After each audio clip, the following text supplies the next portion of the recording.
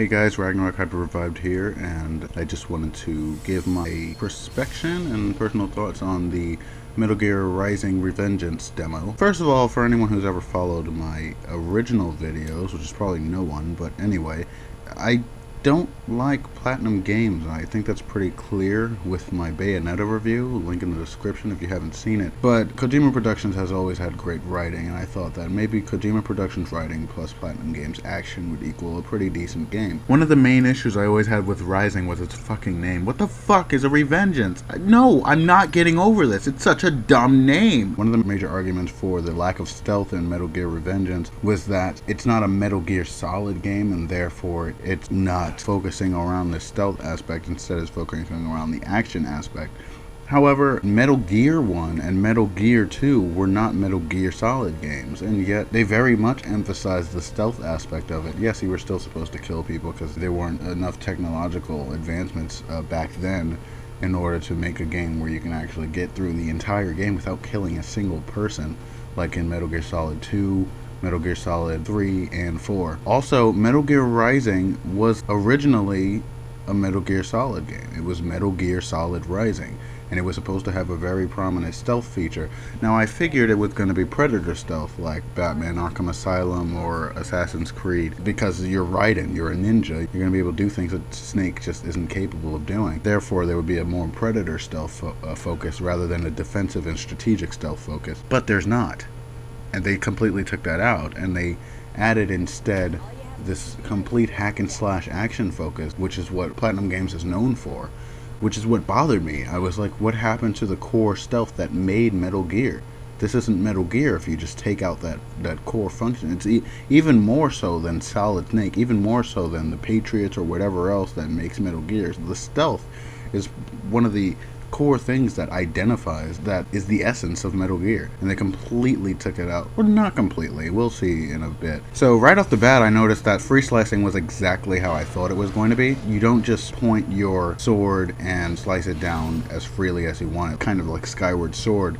You have to jerk the analog stick in a certain direction in order to get slices off, which is nice. I like that control scheme. I feel like moving would complicate the controls, because you need the left analog stick to point the camera, you need the right analog stick to move the sword. The aiming is a bit weird though. Sometimes you'll just aim at a specific spot. Maybe it's only during this tutorial, but I was trying to hit a specific spot and it wasn't aimed exactly how I wanted, and I accidentally sliced off like half of her sleeve. Oh, come on, you can just buy another shirt. At least I saved your life, you dumb broad. Maybe it's just me, but the writing in Metal Gear Rising seemed a bit more simplistic than Metal Gear's writing usually is. Maybe it's because Kojima really has nothing to do with it, and it's just the Kojima Productions writing team that's taking over. It just seemed very, very simplistic compared to Metal Gear. It also could just be me, or it could just be the fact that it's a demo, and it's not really the full scope of things, but it just seemed very simple.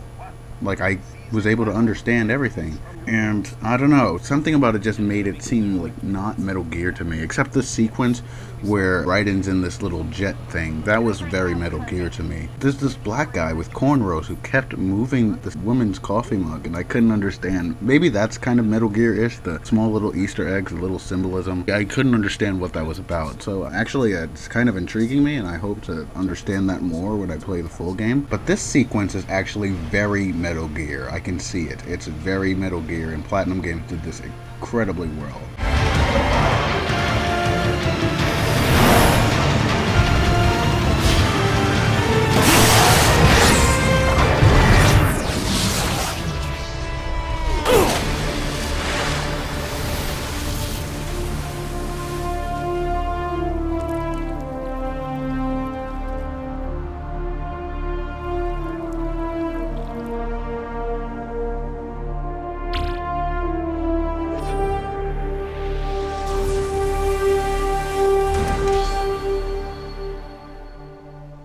Platinum Games, you earned my respect for now. Now, the first thing I wanted to do when I landed on that shore was do some ninja moving. I wanted to ninja move up the butt. But then I tried to do it, and I couldn't go up this measly little wall. So I was like, what the fuck? I remember specifically in one of the trailers, Raiden was running up walls like a boss. He was running up walls, dodging attacks, and just doing a bunch of crazy cool shit, but I couldn't even run up the wall, and I couldn't figure out what the hell was wrong. So then I decided to take the stairs like a normal human being, but I guess I got a little trigger happy, and I accidentally sliced the stairs. Great. Now how am I gonna get up there?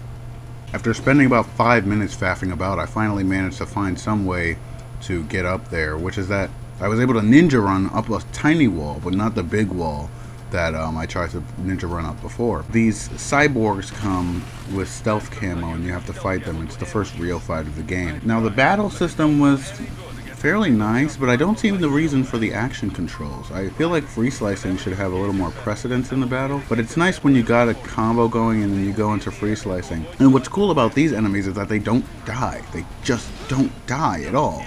And that can be a problem and a good thing. You get a small little explanation about what the cyborgs are and what they're doing there. They're basically working for the PMCs. With SOP out of the picture, private militaries needed a new edge on the market. We got it. In a way, cyborgs are just SOP troops by another name. I noticed that too. What happened to the ending of Metal Gear Solid 4? They got rid of SOP for a reason, and now it seems like all of that has just been undermined by the storyline of this game. Maybe there's more explanation later in the story about what these cyborgs actually are, but the fact that it kind of replaces SOP, the system that was destroyed in Metal Gear Solid 4, just bothers me. I have to say, free slicing is pretty fucking cool, but you can't slice everything. I mean, obviously they couldn't program literally everything to be destructible. You can't really go anywhere either. The game kind of gives you this image of a really open town that you can explore, but every time you try to go somewhere else, it just kind of blocks you. Maybe the game will be open world, I'm not sure. I hope it's not as linear as Bayonetta was. Also, there's this weird thing where when you do free slicing and you cut something up, the pieces that you slice off, some of them at least, will just disappear. Kind of like if you're in a shooting game and you kill a bunch of enemy soldiers, some of those enemy soldiers kind of disappear, and some of those bullet marks kind of go away. I mean, I guess they have to kind of optimize the game to make sure it doesn't lag or anything by holding up that much data on one screen. But I'd rather the stuff that I slice stay there so that it adds to a feeling of consistency. Maybe persistence? I don't really know. Look at that Raiden moonwalk. Do not let your guard down. Stealth in this game is an absolute fallacy. It's not really stealth. You can just run up to the enemy who's not looking at you and do whatever you want to them while they're not looking. I was under the impression that free slicing was stronger than the heavy and light attacks that you can do. However, that wasn't the case.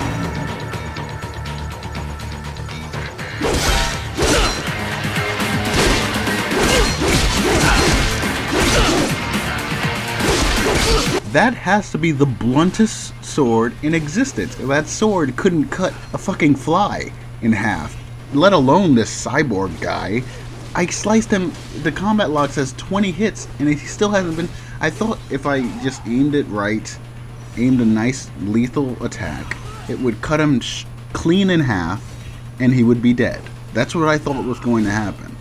But it did not work. Apparently you have to press a special button, like circle or something, in order to do a stealth kill. You can't just kill them yourself. It's just completely bogus. And it's especially bogus considering that in Metal Gear Solid 2 they had swords. Raiden had a sword in Metal Gear Solid 2, and it felt like a real sword. When you sliced enemies, maybe it took 2 or 3 hits, but they would die. It didn't feel like you were just hitting them with a blunt object. And even when you were just hitting them with the back of the sword, they still got knocked out. But in this game, I guess they're cyborgs. That could be one excuse for it. But I feel like if you have a high frequency blade like Raiden does, and you can cut cement, you can cut stone in half, then why can't you cut these guys, these little cyborgs, in half? It doesn't make any sense to me. By this point I was getting fairly used to the controls, so I managed to take out 3 soldiers with relatively no problem. But the lack of a ninja move still kind of bothered me. I thought in the trailer you were going to be able to run on buildings and do a bunch of other cool stuff that you just can't do in other games, but apparently not. And it bothered me because I left one guy still alive, and I was like, oh, I'm just gonna run up this building and go get him. But I couldn't do that, and I was like, what the fuck? I gotta go take the stairs like a normal person. I'm not a normal person. I'm Raiden, goddammit. This game doesn't really reward badassery. You can go into free slicing and do a whole bunch of cool slices and stuff, and I do think you get a better score at the end of the day, but it's not rewarding these really cool fighting styles. And you can just sit there and try to free slice all day, but sometimes these things just won't go down. Look at me free slicing this gecko up the ass, but it just won't die. Stealth is only important insofar as long as the enemy doesn't see you, you can get a surprise attack on them. That's it. And I don't even think there's any real benefit to getting a surprise attack on them, because they're going to find you anyway, and they're all going to go and attack you. And it's not like it's easier to get through the game if the enemies don't spot you, like it is in other Metal Gear games. In this game, I feel like you have to fight every enemy anyway, so you might as well just go into the battle guns blazing and just take them out. I was really hoping for some kind of Batman Arkham Asylum Predator stealth, where even though you have to take out every enemy, the best strategy wins. But strategy is completely non-existent in this game. Here I tried slicing these pillars so I could kill this soldier that was up top. I also tried slicing the pillar so I could crush the gecko with the bricks that would fall. But it didn't work. It just didn't work. What's the point of being able to freely slice everything if I can't perform simple strategies such as that? And that has to be one of my major problems with the demo, is that free slicing just seems very pointless. Like, I don't understand the reason for free slicing. The tutorial gives you this sense that you have to use it for very specific circumstances, like if the enemy has a hostage, you have to save the hostage by slicing the enemy but leaving the hostage alive. Stuff like that, kind of like Metal Gear Solid 2 style, when Vamp is holding Emma and you have to shoot Vamp without shooting Emma. That kind of stuff. You don't come across any of that in the demo except in the tutorial, which makes me think that maybe it might be in the game somewhere. The only real purpose for free slicing is to heal yourself, which I get it, that's very important. I actually thought that there was going to be some type of strategic purpose to free slicing. Cut a van in half and then kick one part of the van over to the enemy. Cut something in half and then pick it up and throw it at the enemy. Cut the pillar and make the enemy fall from above, destroy them that way. I thought things like that were going to be possible. It just seems like free slicing is one of those things where it just adds to the flair of the game and not much else. Don't get me wrong, I like free slicing, but I don't like when something is in a game for no reason, like how Metal Gear Solid 4 had way too many guns. At the end of the demo, you get to fight this tiny little boss creature thing that's this wolf. It's a wolf that kind of reminds me of Crying Wolf based on its art design. Again, the writing for this part to me just seemed really overly simplistic. You have this wolf that knows everything, but its only purpose is to kill. Raiden kind of testing the wolf's intelligence by asking what the meaning of life is,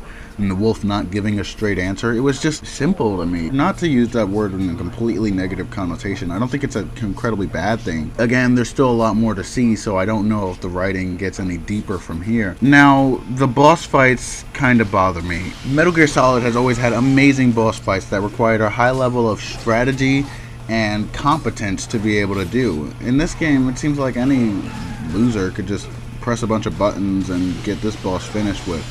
Metal Gear Solid, you really needed to use your tools wisely to defeat bosses, especially on the higher game difficulties. Like in Metal Gear Solid 4 when Laughing Octopus uses stealth to be able to trick you. I guess you can say the boss battles in Metal Gear Solid have always been very gimmicky, but that's what made them so memorable, good, and so different from these kind of hack and slash boss fights that you have in this game. And what really made me disappointed was the fact that there were minions. Minions have never been a good idea. They've never been implemented well. The only good thing about minions is that they heal you, or they can occasionally drop healing items which can help you in the boss fight. But honestly, minions suck. No one likes minions. Who the fuck ever thought that minions were a good idea? And you can say, oh, but Ragnarok and Metal Gear Solid 4, when you're fighting Crying Wolf, you have to fight Haven Troopers along with her.